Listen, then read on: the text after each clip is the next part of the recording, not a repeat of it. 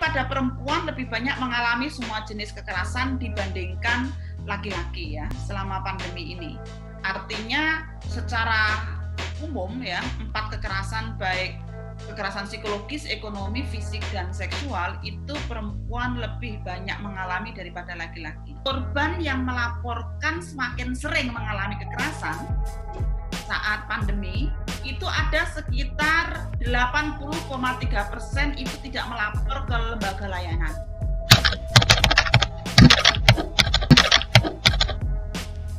Kebijakan norma baru dinilai dapat mengakibatkan adanya kerentanan baru pada kondisi kehidupan perempuan khususnya dalam hal kekerasan. Mengapa hal itu bisa terjadi? Lalu apa penyebabnya? Mari kita simak.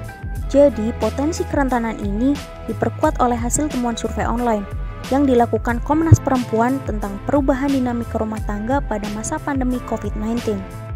Per April hingga Mei 2020, sebanyak 2.285 responden yang tersebar di 34 provinsi di Indonesia itu memperlihatkan ada 96% responden baik perempuan maupun laki-laki melaporkan bahwa beban pekerjaan rumah tangga semakin banyak.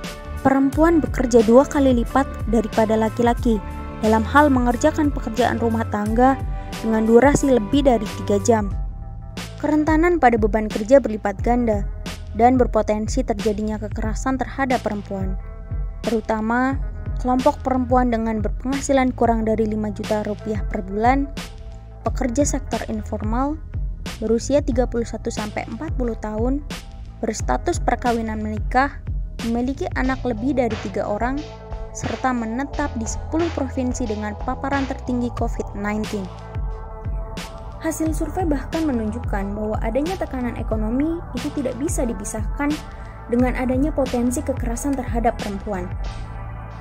Mengapa demikian? Selama COVID-19, kalau kita lihat jenis kekerasannya, kekerasan psikologis dan ekonomi itu lebih banyak dialami daripada kekerasan fisik dan seksual selama pandemi COVID-19 ini. Mereka yang penghasilannya 5 juta, itu 80% dari mereka itu sering mengalami kekerasan. Artinya ada hubungan antara ekonomi dengan kekerasan selama COVID-19.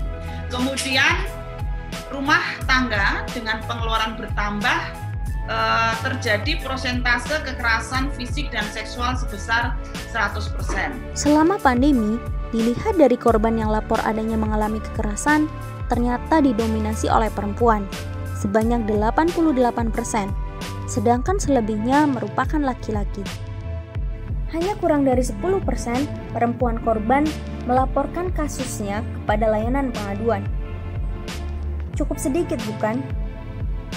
Dan kebalikannya, justru mereka orang yang tidak melaporkan kasusnya, presentasinya lebih tinggi. Bahkan ada 14% dari mereka lebih memilih sikap diam. Korban yang melaporkan semakin sering mengalami kekerasan saat pandemi itu ada sekitar 80,3% itu tidak melapor ke lembaga layanan. Ini kan ada apakah sering mengalami kekerasan selama COVID-19? Ya kan gitu ya. Mereka yang menjawab ya itu 80,3% itu tidak melaporkan ke lembaga layanan. Kebanyakan dari mereka diam dan juga lapor kepada keluarganya.